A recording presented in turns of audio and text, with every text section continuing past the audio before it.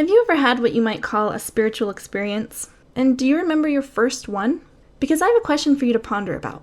If someone had not labeled your strong feeling as a spiritual experience, then how would you have known what you were feeling was a spiritual experience?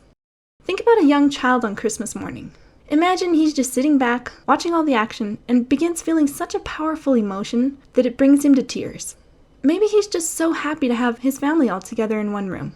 Maybe he's beginning to understand the importance of traditions and the value they have in his life.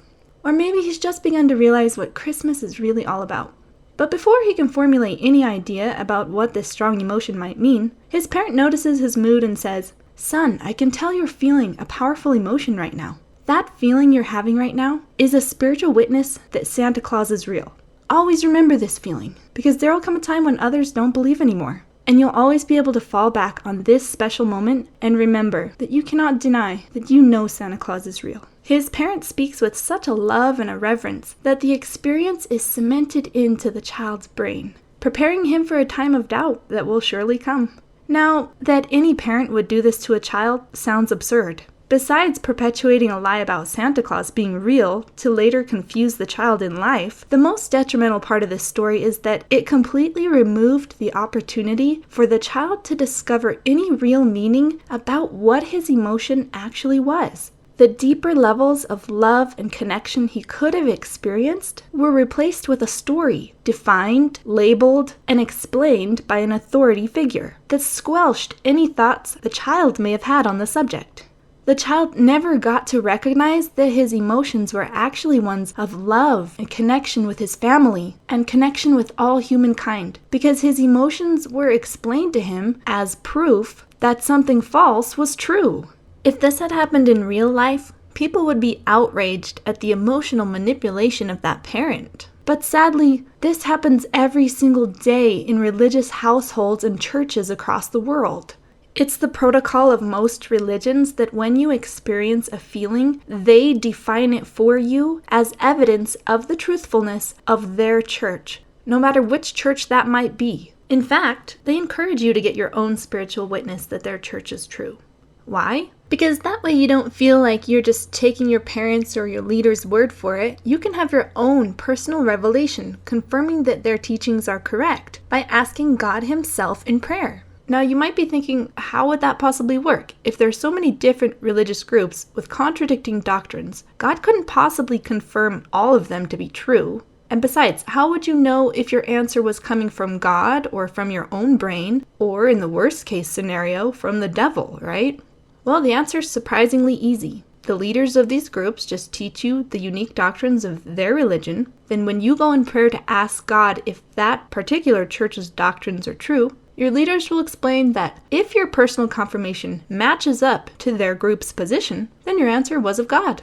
But if your answer didn't match up to their group's position, they'll tell you it was of the devil. You've been deceived, and you should go back and try again. Can you see that by this formula, any religious group on the planet can get people to believe they've received their own personal confirmation that matches up to their church, that confirms their church is true by God Himself?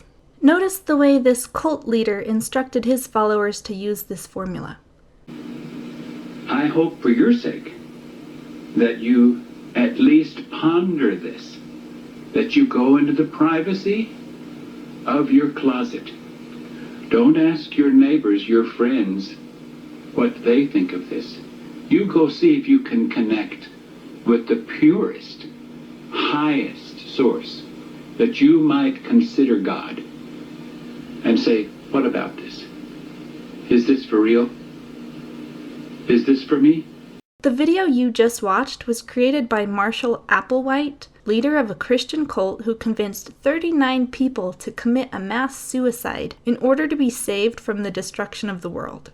And he did it using the exact same method that any religion uses to get you to find out truth for yourself. I hope you can see at this point that having a strong emotional response to something will never be a consistent method of determining whether or not it's truth. If someone came up to me on April Fool's and told me my child had been hit by a car, you can guarantee I would have an extremely powerful emotional response to that news. But did my strong emotional response mean that what they were telling me was truth?